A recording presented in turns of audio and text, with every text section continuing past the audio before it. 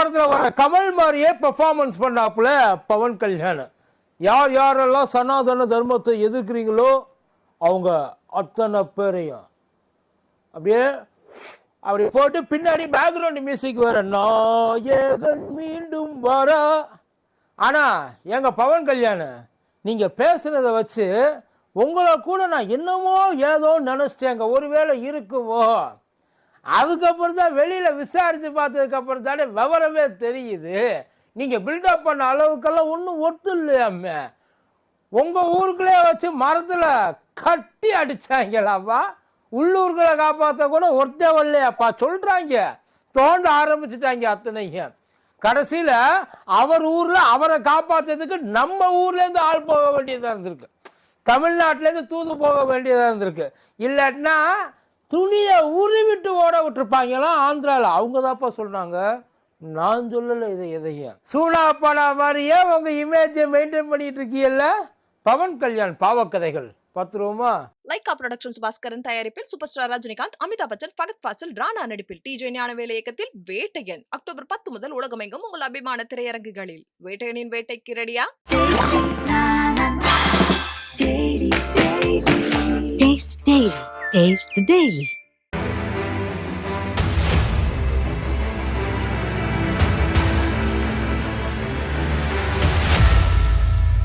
மதியம் நேருக்கு வணக்கம். இது மதியம் திருப்பா கூத்தடி கோப்பு. சனாதன தர்மத்துக்கு சட்ட ஆர்எஸ்எஸ்னா பேண்ட்டு பவன் கல்யாண். ஆமாப்பா, அந்த காம்பினேஷனில் தான் போயிட்டுருக்கு. அந்த சட்டையும் பேண்ட்டையும் இணைக்கிற பெல்ட்டாக இருக்கிறவர் தான் சந்திரபாபு நாயுடு. இப்போ இந்த சனாதன தர்மத்தை வந்து பயங்கரமாக நாங்கள் காப்போம், அதுக்கு ஒன்றுனா நாங்கள் உசுரையே விடுவோம் அப்படின்னு ஃபயராக பேசினாப்புல இல்லையா பவன் கல்யாண். ஐ மீன் பஞ்சு கல்யாண். அந்த பஞ்சுக்கு அவர் பேசுறதெல்லாம் பார்த்தா அவருக்கு பவன் கல்யாண்ன்றதை விட பஞ்சு கல்யாண் அப்படின்றது தான் சரியாக இருக்கும். அந்த பஞ்சு கல்யாண படுக்க போட்டு ஏறி நெஞ்சு வேலையே விரிச்சிருக்காங்க நம்ம ஆளுங்க. பஞ்சு கல்யாண பஞ்சர் ஆக்கிட்டாங்கன்னு வைக்கல, பஸ்ட் ஆயிடுச்சு. இப்போ ஒன்று பேச, அதாவது இப்போ உள்ளுக்குள்ளே தலையை விட்டாச்சு அந்த லட்டு மேட்டரில், வெளியில் வர முடியல. அந்த லட்டு மேட்டரை நாம் வேறு எப்படி வந்து டைவர்ட் பண்ணலாம் அப்படின்னு பார்க்குறப்ப தான் பக்கத்து ஸ்டேட்லேயே சனாதனம் உதயநிதி என்ன இருக்காப்புல இல்லை, நம்ம டெபுட்டி சீஃப் மினிஸ்டர், அவரை வம்புக்கு இழுக்கலாம். ஏன்னா அவரும் டெபுட்டி நம்மளும் டெபுட்டி, அவரும் நடிகர் நம்மளும் நடிகர், நமக்கும் ஆந்திராவில் ஒரு பழம் இருக்குது, அந்த பழத்தை காமிச்சிருவோமா அப்படின்னு நினைக்கிறப்பத்தான் ஐயாவோட பழத்தை பிரிக்கிருக்காங்க. நீ எல்லாம் பேசவே கூடாதுன்ட்டு.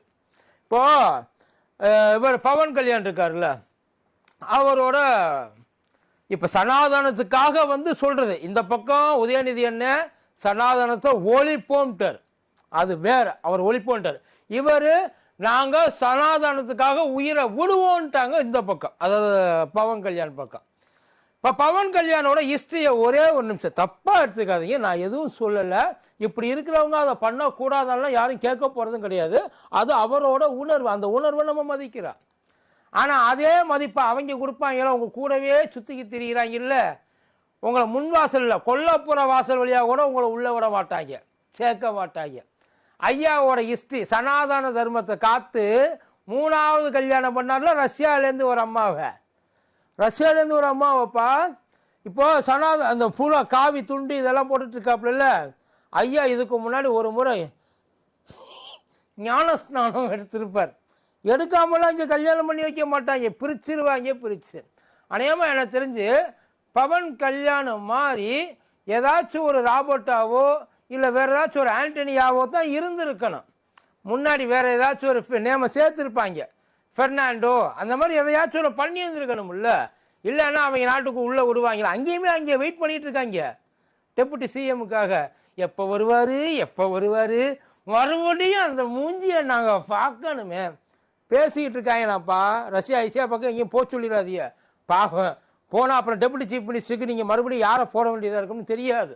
அந்த அளவுக்கு ஐயா மேலே பயங்கர அன்பு. அவங்க ஒய்ஃபை விட அதிகமாக அந்த ஒய்ஃபு குடும்பத்துலேருந்து வச்சுருந்துருக்காங்களாம்.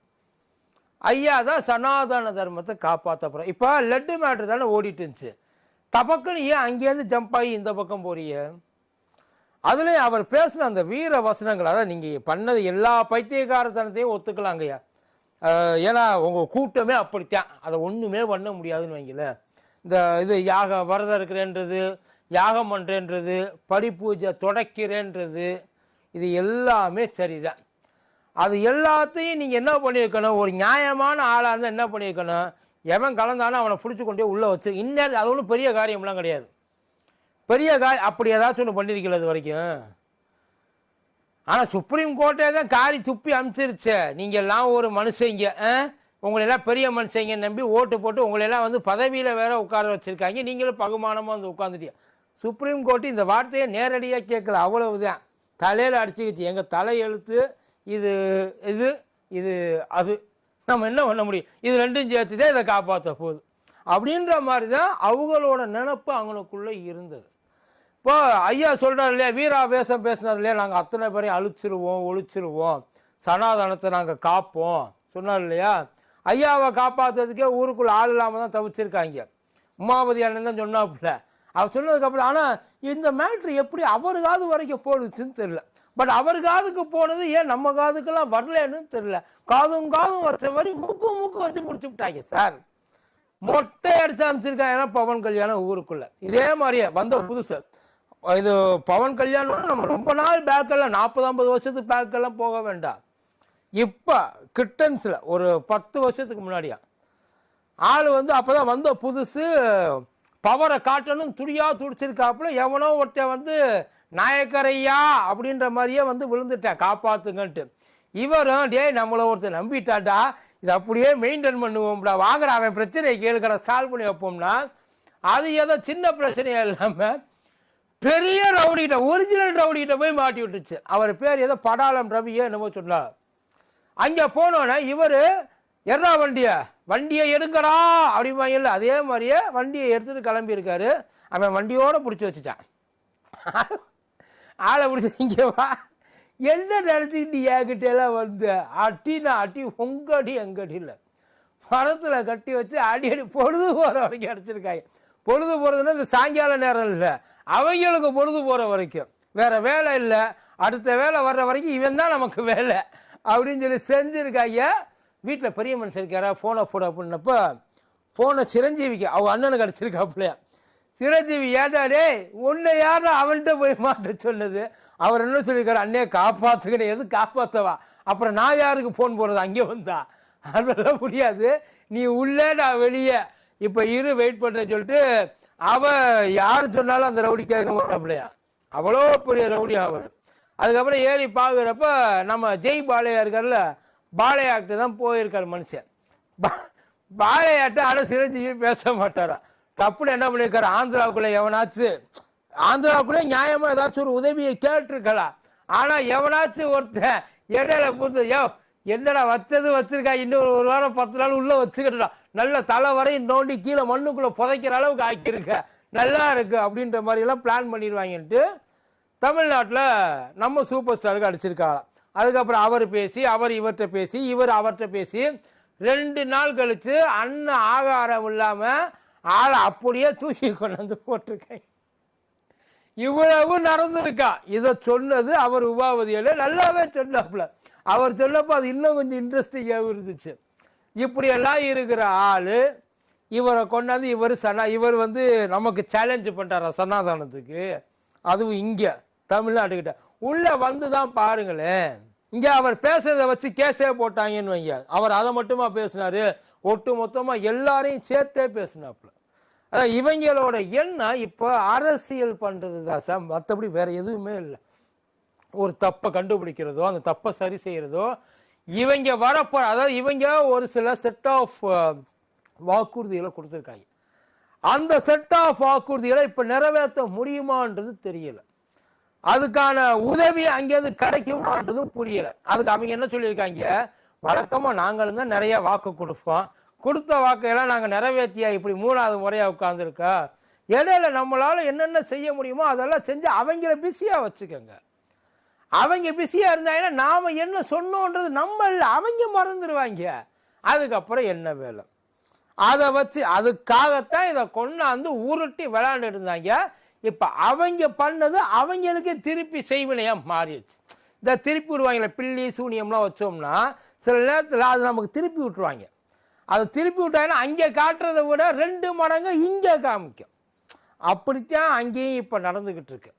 பவன் கல்யாண் மேட்டரில் உள்ள தலையை விட்டு அடுத்தடுத்து என்ன பண்ணதில்லை, அந்த ஊரில் என்ன அரசியல் பண்ணணும், சனாதன தர்மத்தை நாங்கள் ஒழிக்கணும் அப்படின்னு வந்து அவர் எப்போ சொன்னார், அதெல்லாம் மறந்துட்டாங்க. ஏற்கனவே வந்து அவர் உதயநிதி சொல்லிக்கிட்டு இருக்காப்புல, உள்ளூருக்குள்ள மட்டும் இருந்த என்ன all over India national brand ஆக்குனதுக்கு ஐயா மோடிக்கு நன்றி. அவர் ஆல்ரெடி ஆகிட்டார். அவர் இன்னைக்கு பேசியிருந்து நீங்கள் அதுக்கு இன்னைக்கு உடனே ரியாக்ட் பண்ணியிருந்தீங்கன்னா நீங்கள் சொல்கிறது நியாயம். இதை நீங்கள் அன்னைக்கு ரியாக்ட் பண்ணிக்கலாமா? அன்னைக்கே ரியாக்ட் பண்ணல. முதல்ல சனாதன தர்மத்தை இவர் வேறு சொல்கிறாப்புல, சனாதன தர்மத்துக்கு நம்ம நிறையா இது பண்ணணும். எது பண்ணணும்? கோயிலெலாம் ஒன்று சேர்த்து ஒரு வாரியம் அமைச்சு ஒட்டுமொத்த எல்லா கோயிலையும் நாங்களே மேனேஜ் பண்ணணும், நாங்களே மெயின்டைன் பண்ணணும். எங்கள் கோயிலில் கடா வெட்டுவோம், உங்கள் கோயிலில் கடா வெட்டுவியா? என் கோயிலில் கோழி அறுப்போம், உங்கள் கோயிலில் கோழி அறுப்பியா? நாங்கள் மாரியம்மனுக்கு கூழ் ஊற்றி கருவாடு தொட்டு கொடுப்போம், நீங்கள் கொடுப்பியா? இல்லை யோசிச்சு பாருங்களேன், எல்லா கோயிலையும் ஒன்றாக்கி கொண்டாந்து எந்த கோயிலை ஒன்றாக்க, அது மட்டும் இல்லை, ஒன்றாக்குறது மட்டும் இல்லாமல் அது கூட ட்ரஸ்ட்டை ஃபார்ம் பண்ணி சில பல மினிஸ்ட்ரிஸ்லாம் வச்சு நம்ம ரன் பண்ணணும். எஜுகேஷன், ஹாஸ்பிட்டல், இன்னும் ஏகப்பட்டது இருக்குது. ஏன் அப்படியே இதையும் எடுத்துக்கோங்க, ஒட்டு மொத்தமாக சென்ட்ரல் கவர்மெண்ட்டே எடுத்துக்கோங்க, மடமாக ஆக்கிடுங்க மொத்தமாக. அதுக்கப்புறம் நீங்களும் உங்களை யாருமே அதுக்கப்புறம் உங்களை யாருமே கேள்வி கேட்க மாட்டாங்க, ஏன்டா இப்படி பைத்தியக்காரத்தனமாக பண்ணுறீங்கன்ட்டு. முடிஞ்சால் அதை செய்யுங்க. இப்போ இவ்வளோ தூரம் அவங்க பண்ணது, அவங்க ஏதோ ஒன்று செய்ய பார்த்துருக்காங்க சார், செய்ய முடியலை. இப்போ அதை வச்சு என்ன பண்ணுறதுன்னு செய்ய தெரியாமல் இப்போ ஏதோ ஒன்று செஞ்சுக்கிட்டு இருக்காங்க. மொத்தத்தில் ஒரு காமெடி, அவ்வளோதான். இது ஒன்றும் பெருசாக சீரியஸாக நம்ம எடுத்து அவங்க இதை சீரியஸாக ஆக்கலாம்னு நினச்சாங்க, சீரியஸாக ஆக்க முடியலை. ஆனால் அந்த ஊர் பவர் ஸ்டாருக்கு எங்கள் ஊர் பவர் ஸ்டார் எவ்வளவோ பரவாயில்ல போல. ஏன்னா எங்கள் ஊர் பவர் ஸ்டாருக்கு அவர் காமெடின்னு நல்லாவே தெரியும். ஆனால் ஆந்திரா பவர் ஸ்டாருக்கு அவர் காமெடின்னு அவருக்கு இன்னும் தெரிய மாட்டேன். அவருக்கு தெரிய உண்மையிலே அதை நினச்சி நான் வருத்தப்படுறேன். ஏன்னா இது எவ்வளோ பெரிய கஷ்டம் தெரியுமா? அவர் ஒரு மாதிரி நினச்சிக்கிட்டு இருந்தாலும் அவரை வெளியில் இருக்கிறவங்க எவ்வளோ பேர் எவ்வளோ மாதிரி நினச்சிக்கிட்டு இருக்காங்க. அதெல்லாம் பார்க்குறப்ப மனசுக்கு கொஞ்சம் கஷ்டமாக தான் இருக்குது. மற்றபடி நம்ம நினைக்கிற அளவுக்கெல்லாம் ஈவன் அவர் நினைக்கிற அளவுக்கே அவர் பெருசாலாம் ஒருத்து கிடையாது. பவன் கல்யாண் சும்மா தூக்கி கொண்டாது. இப்போ அவங்களால முடிஞ்சது என்ன தெரியுமா? உள்ள இது வரைக்கும் கால் எடுத்து வைக்க முடியாத ஆந்திராவை, இது பிஜேபியை இப்போ ஆந்திராவுக்குள்ளே சேரோடு தூக்கி கொண்டாந்து சென்ட்ரலில் உட்கார வைக்கிறாங்க. கூடிய சீக்கிரம் இது வரைக்கும் வந்தவங்க போனவங்களோட நிலைமையெல்லாம் நல்லா தெரியும் இல்லையா? இந்த பாலிடிக்ஸ் இப்போ எதுக்கு இப்போ பண்ணுறாங்கன்னு, ஏன்டா இந்த பாலிடிக்ஸில் பண்ணோன்ற ரேஞ்சுக்கு ஃபீல் பண்ண வச்சுருவாங்க. நமக்கு பல அவங்க கூட சேர்ந்து நாசமாக போன கதையெல்லாம் நிறைய கதை நமக்கு தெரியும், அவங்களுக்குமே நல்லா தெரியும். இதில் ஏன் பவன் கல்யாண் இவ்வளோ தீவிரமாக இறங்குறாருன்னா, ஏன்னா பவன் கல்யாண் ஜஸ்ட்டு ஒரு பொம்மை, அவ்வளோதான். அது வந்து ஜாலியாக எந்த பக்கம் வேணாலும் பிரித்து விளையாண்டுக்கலாம், எப்படி வேணாலும் தூக்கி போட்டு அடிக்கலாம். இது சொல்கிறது அவங்க சொல்கிறது அத்தனையும் இது கண்ணை மூடிட்டு காதை மூடிட்டு வாயை பொத்திட்டு கேட்கும். அந்த அளவுக்கு வந்து பயங்கரமான ஒரு கவர்ச்சிகரமான பொம்மை இது. பிரச்சனையாக இருக்குது சந்திரபாபு நாயுடு தான். ஒரு வேளை அவங்க ஆந்திராவுக்குள்ளே அவங்க வேலையை காமிக்கணும்னு நினச்சிட்டாங்கன்னா அவங்க முதல்ல தொடச்சு போகிறது சந்திரபாபு நாயுடு தான் இருக்கும். அதுக்கு தான் பவன் கல்யாணம் இவங்க பிடிச்சிக்கிட்டு இருக்காங்க. பவன் கல்யாணுக்குமே அது நல்லா தான் தெரியும். அதுக்காகத்தான் எதையாச்சும் பண்ணி ஒட்டுமொத்த இந்துக்களுக்கு நாங்கள் வந்துடுவோம் அப்படின்னு சொல்கிற மாதிரி இருக்குது. பரவாயில்ல, அவனுக்கு உள்ளுக்குள்ளே ஒவ்வொரு ஆசை இருக்கத்தானே செய்யும். அதில் உங்கள் ஆசை நிறைவேறினாலும் சந்தோஷந்தான். பார்ப்போம். வெங்கடாஜலபதி இருக்கார், பார்த்துக்கிட்டு இருக்காரு. யார் யாருக்கு என்னென்ன செய்யணுமோ அதெல்லாம் நல்லாவே செய்வார். ஆனால் இதுக்கு முன்னாடி யாருக்கோ செஞ்சதுக்கு தான் அவர் செய்வார். இப்போ இது பர்சனலாக பழி வாங்குவார். நல்லா நான் கேட்க மாட்டேன், நான் எதுவும் பேச மாட்டேன், செய்ய மாட்டேன் தானே நினச்சேன். இருடா வச்சுக்கிற மாட்டையா, அதெல்லாம் நல்லா டைமிங்க்கு கொடுப்பார். கவலையப்படாதீங்க. ஜெய் பவன் கல்யாண். நன்றி.